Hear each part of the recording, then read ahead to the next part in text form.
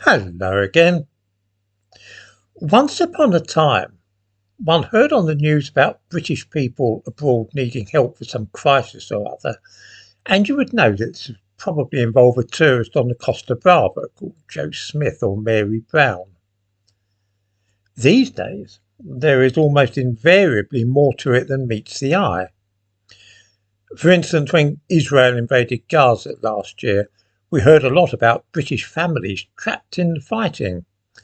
But it turned out all of them had Arab names and had actually been living in the Middle East. They weren't really as British as perhaps I am.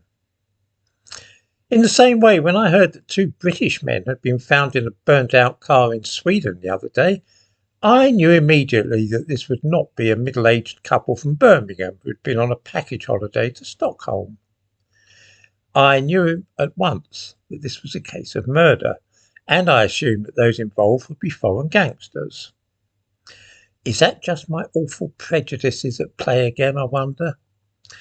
I also knew at once that the victims would have weird foreign names.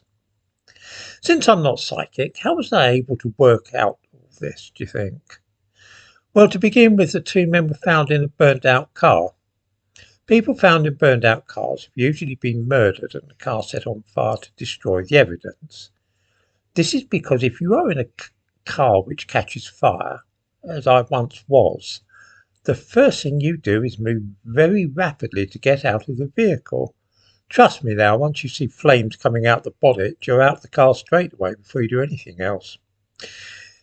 Unless, that is, you happen to be dead, in which case you remain seated.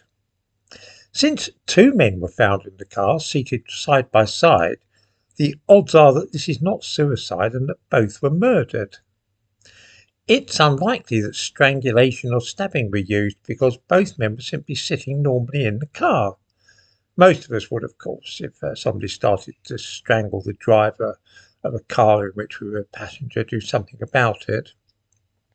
The only way you will be able to deal so neatly with two men in that way is by shooting them. And this at once tells us something else, that this is almost certainly some gangster business. Sweden has the highest rate of shooting murders in Europe, apart from Albania. This is because in the 1990s they invited a load of refugees from Kosovo to take asylum in their country, and alongside them loads of ethnic Albanians that took the opportunity to pose as people from Kosovo to get into Sweden. Those people brought with them a propensity for shooting other people and blowing things up. Bomb attacks linked to criminal enterprise are a big thing now in Sweden, and it's nearly always Albanians involved.